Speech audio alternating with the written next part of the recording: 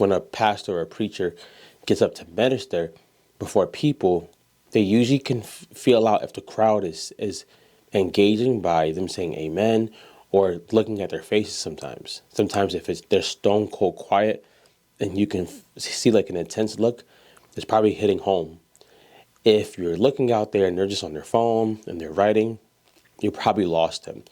With content, since you can't automatically see who's on the other side of it, you have to kind of gauge it by the engagement that you get. So let's say I was teaching about the gospel. I would end all my posts or my stuff with a call to action. What did you see? What did you feel about this statement? How do you see this statement? We're here to hear you out, not argue. Things like that invite people to actually respond or talk back. So a call to action is just literally a way to have their audience respond back to you. The in-between stuff is good because after you've received the gospel, it doesn't automatically mean that you're not going to struggle with anxiety, that you're not going to struggle with the temptations of things. It doesn't mean that. This is why the Bible puts remedies and things to do in the Bible when those things come up, right? One of my favorite scriptures is Philippians 4:6. Be anxious for nothing, but in everything by prayer and supplication with thanksgiving, let your requests be made known unto God. So these things will come up. It's what we do with it after. We want to teach that, and we can teach it through content. I'm big on churches and organizations posting on social media because it's where the people are at. You have more people on social media than you ever would have in your congregation. Members included, probably past and present as well.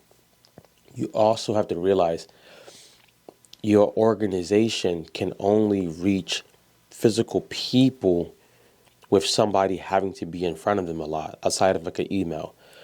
But going ahead and spreading a broader message to the masses, it's much more effective to add to what you already do. Now, where we get tripped up at is we think that we need to make our content look like somebody who has a 10-person team. If you are not able to afford a 10-person team, here are my tips. First tip is to hire a small agency or hire a smaller content creator that you believe is reputable.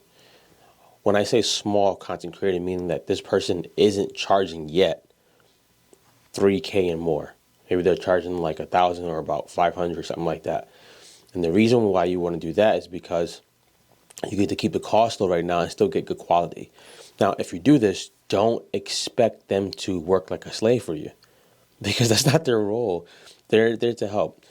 The second thing I would do as a tip is I would always have I would ask some volunteers to volunteer per month, maybe an hour per month, to go ahead and create some of the content. And kudos, if you get a younger person, they kind of know a lot about the phone, and they usually know a lot about the platform. So I would get someone who knows a lot about TikTok in the crowd, because they're going to know what that platform looks like. That platform isn't meant for the 60-minute sermon. It's maybe meant for a 1 to 3 minute message. The third tip I would give is just put the camera on your pastor as they speak.